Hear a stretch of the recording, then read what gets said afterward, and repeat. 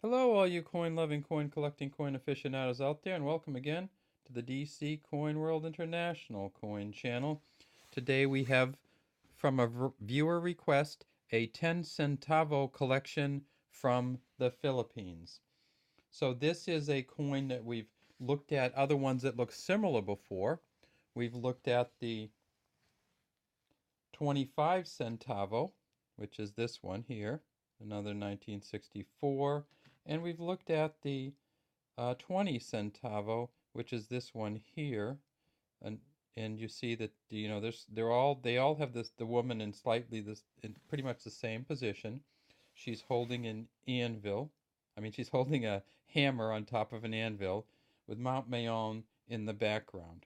So let's take a look at these. These particular coins were made from 1958 until 1964.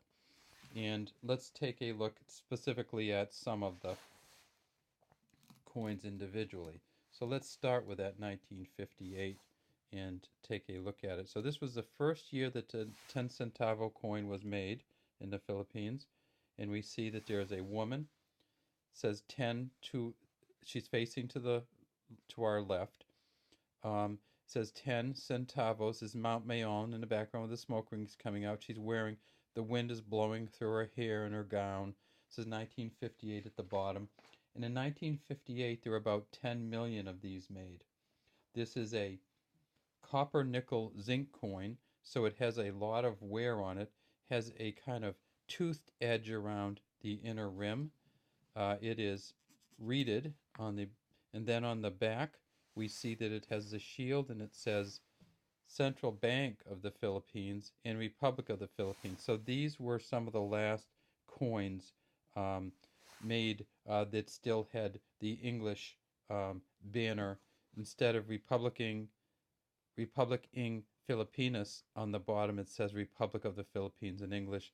The three stars, the sun, the eagle holding the olive branch, and the arrows, and the lion who's standing, and just a ferocious looking lion.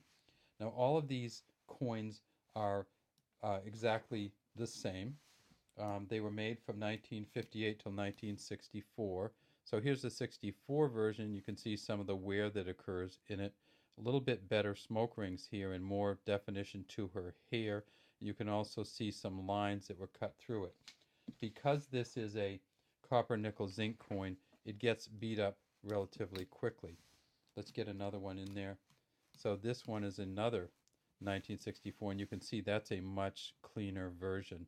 And you can just see all the definition in this one. So in 1964, there were about 100 million of these made. So if you have these, there were a ton of these made in 1964 and 1966. So it's likely you'll have a 64, 66 because in 58, we showed the 58, there were only 10 million of these made.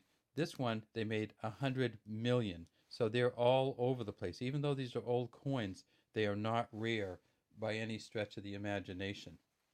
We also have a 1960 here, and in 1960 there were 70 million of these made, and again you see the wear on this. We have another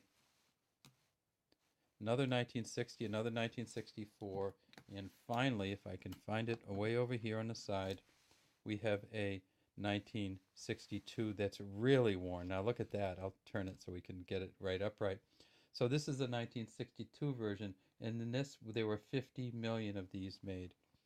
So the ones you want to look at in this collection, if you can find them, will be the 1958, which is this one, because it only 10 million of these were made. The next year in 60, well, they didn't make it again until 60. So let's talk about that. These coins were not put out every year. They made it in 58, 60, 62, 63, 64, and then 66. So look for the 58 because that's the one they made the least of, and you will probably do better at collecting this one than the others simply because the 58 they made 7 to 10 times as many in the other years. All right, have a great day. from the DC Coin World International Coin channel, and feel free to subscribe to our channel because we love to have new subscribers.